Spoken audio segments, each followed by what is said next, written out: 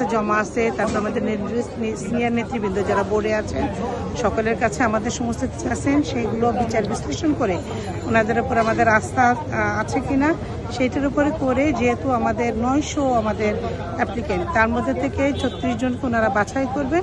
ওনারা সেই ব্যাপারে আমাদের নিয়েছেন এবং বলছেন যে যেহেতু সময় সংক্ষিপ্ত, যদি আমরা এইভাবে এগুলো করতে যাই তাহলে আমাদের দীর্ঘ সময় লেগে যাবে এবং আমরা এই জন্য সবাইকে যাতে সুযোগ দিতে পারি, সবাই না পায়, যার জন্য আপনারা শুধু আপনাদের নাম, পরিচয় এবং আপনাদের বর্তমান পদবি, আপনারা কোন পদে আছেন এইটা বলবেন। আপনাকে যদি মনোনীত করে, এখন তৃতীয়টা চলছে, রংপুর শেষ হয়েছে, রাজশাহী হয়ে গেছে, এখন খুলনা চলছে, খুলনা শেষের পথে, এরপরে বরিশাল আর ফরিদপুর আছে।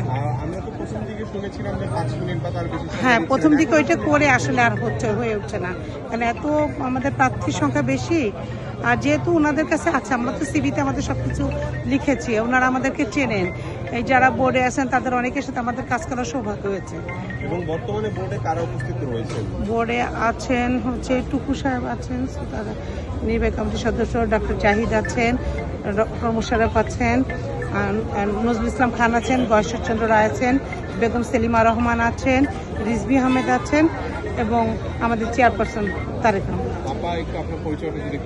আমি হচ্ছে বিএনপি নির্বাহী কমিটির সদস্য এবং মহিলা দল কেন্দ্রীয় কমিটির যুগ্ম সম্পাদক অধ্যাপক ফিরোজাবুল কলি।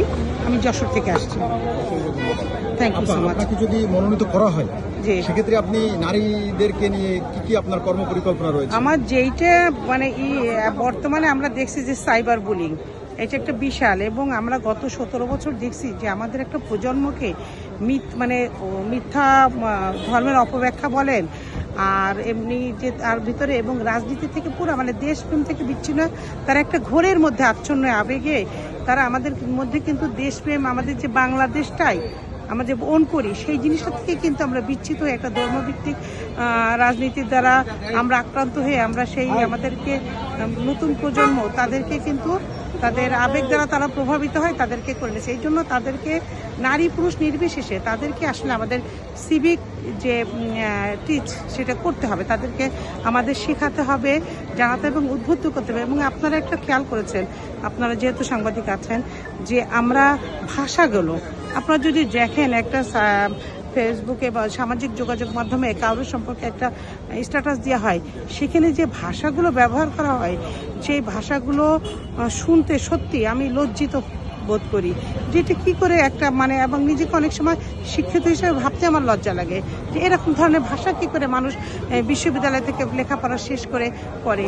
এইটি আমাদের কিন্তু একটা বড় চ্যালেঞ্জ, নট অনলি একটা এমপি না, আমাদের একটা দেশের সচেতন নাগরিক হিসাবে এটা আমাদের জন্য সামনে একটা বড় চ্যালেঞ্জ।